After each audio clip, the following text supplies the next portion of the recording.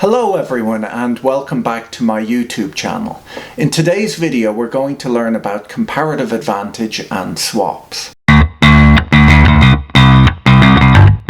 Okay YouTube, today we're going to work through a problem that a lot of students have difficulty with. It's an idea that we cover in my class on financial derivatives, and it's also covered in the CFA exams and FRM exams.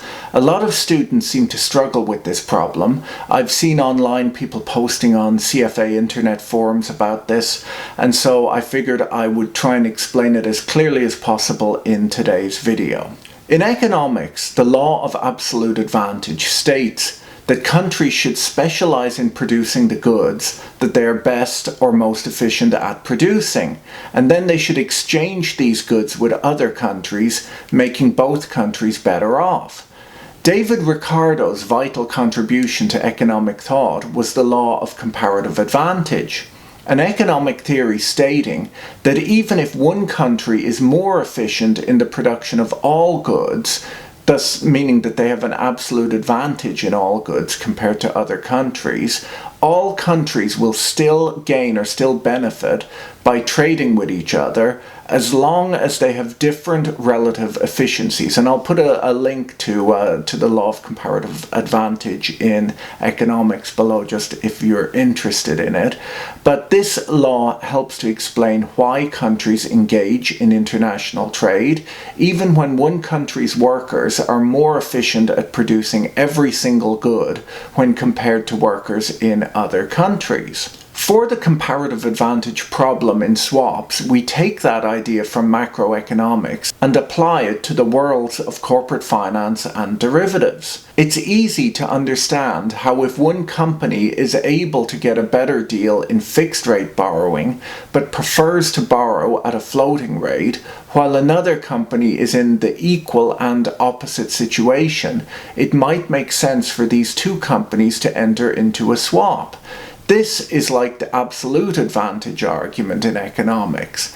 In a situation where one firm has better access to the capital markets than all others, it might still make sense for them to enter the swaps market. And this is where the comparative advantage argument comes in. And so this is the problem that you're often given to solve in exams. So let's work through an example of this. We'll start with two companies. Company X is able to borrow at 3.5% fixed or LIBOR minus 0.2% floating. So that's below LIBOR, LIBOR being a floating rate. And now sometimes people get confused when they see LIBOR minus. The reason a company could borrow below LIBOR is because LIBOR is a rate at which banks lend to each other at.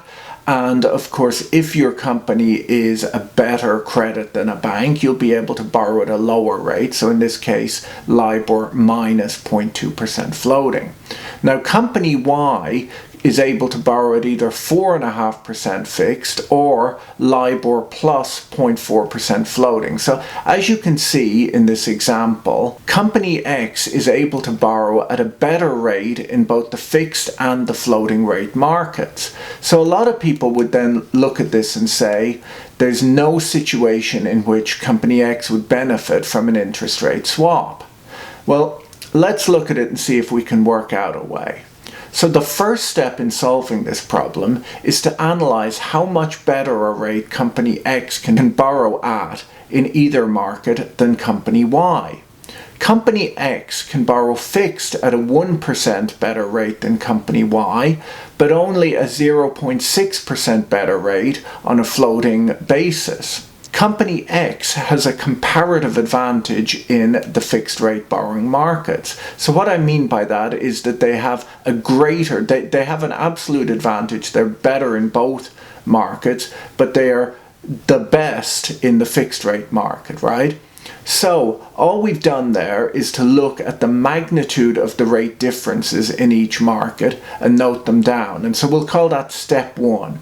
So the difference between 3.5% fixed and 4.5% fixed is 1%. Often people will describe this as 100 basis points or 100 bips, but it all means the same thing, 1%. Then let's look at the difference between LIBOR minus 0.2% and LIBOR plus 0.4%.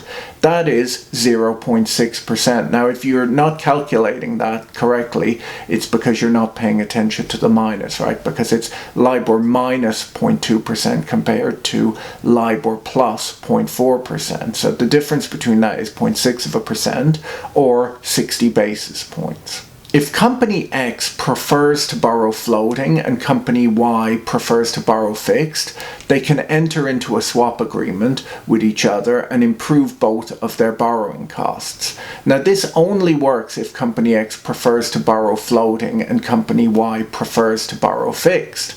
If it's the other way around, there'll be no benefit from swapping. The fixed advantage of 1% minus the floating advantage of 0.6% is 0.4%. So we're just taking 1% minus 0.6%, and the difference is 0.4%. And in the question it says that this can be split evenly between the two counterparties. Now, most of the questions that I've seen on this topic from the CFA exam have you split the benefit evenly like this. But of course, in the real world, it can be split however the two companies might agree to it. But for this example, we're going to say it's being split evenly. So what we've done there as step number 2 is just to subtract 0.6% from 1%.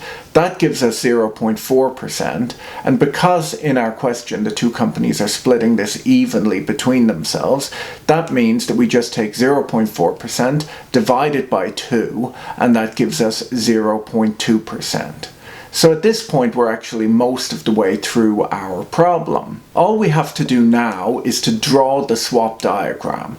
If you don't know how to draw a swap diagram, do watch my last video, which was just on swaps. I'll link to it above. So what we have to do now is we're going to draw the swap diagram, and we're going to show each company borrowing at the rate at which they have a comparative advantage, right? Because what they're going to do is they're going to borrow at the rate in which they have a comparative advantage, and then they're going to swap to convert their fixed borrowing into floating or their floating borrowing into fixed.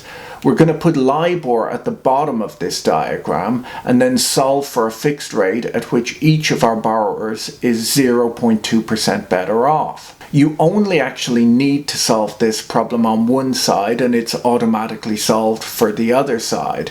For the purposes of this video, I'm going to do the calculation on each side just to show you how it can be done by starting on either company X's side or company Y's side. But as you'll see at the end, we'll get to the same answer no matter which way we do it.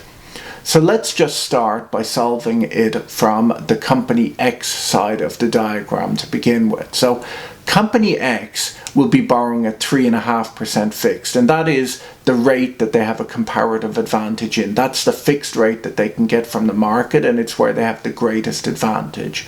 So they're then going to swap into floating.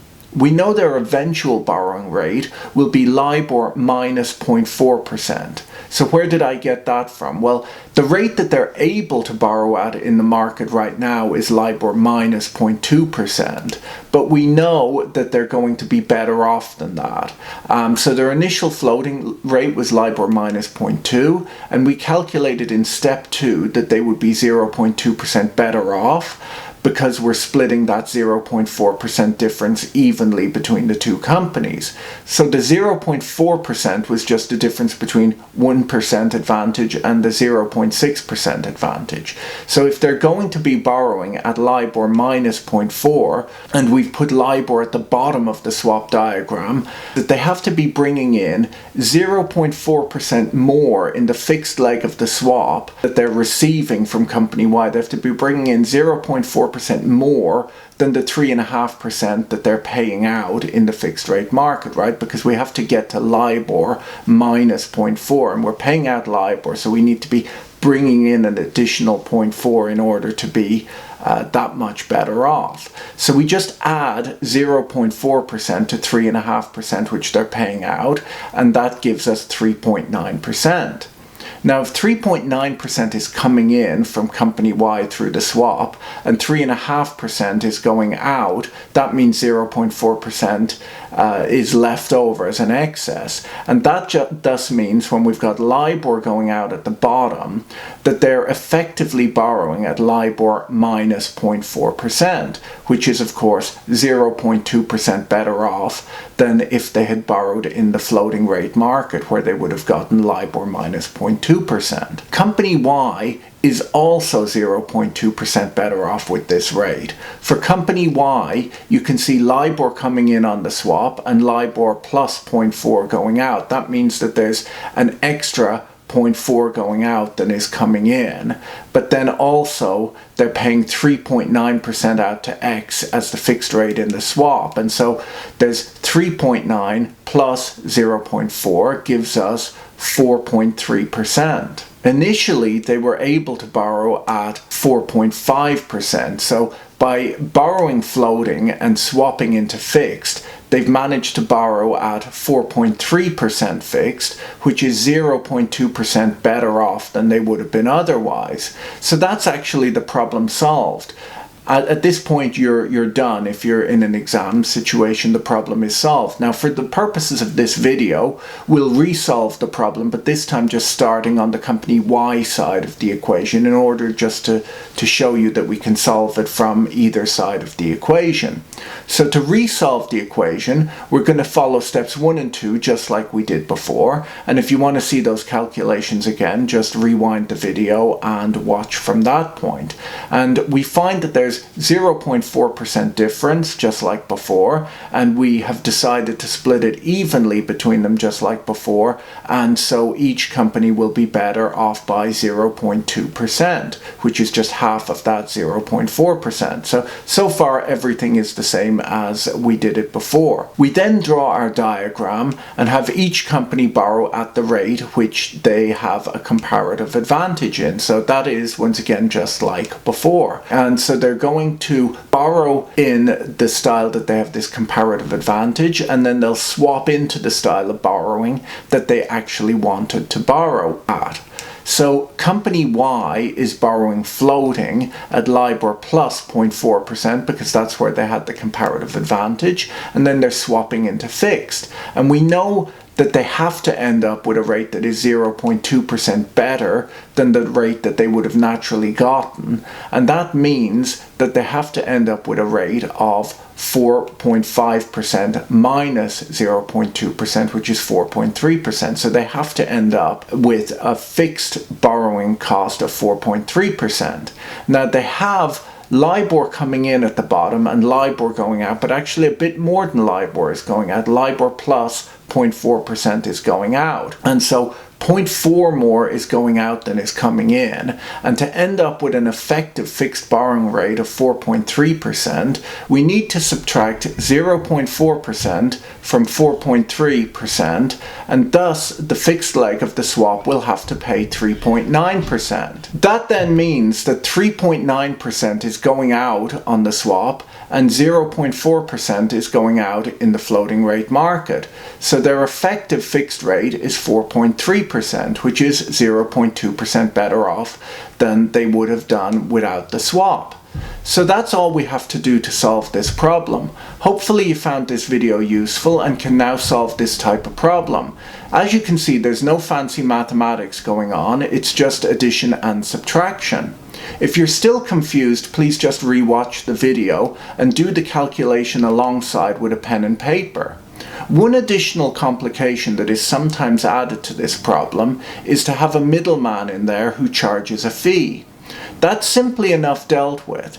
If the difference between the two rates was 0.4%, like in step 1 of this calculation, and a broker was taking out a fee of, we'll say, 0.1% on the swap, we would just take the fee out at that point. So 0.4% minus 0.1% gives us 0.3%.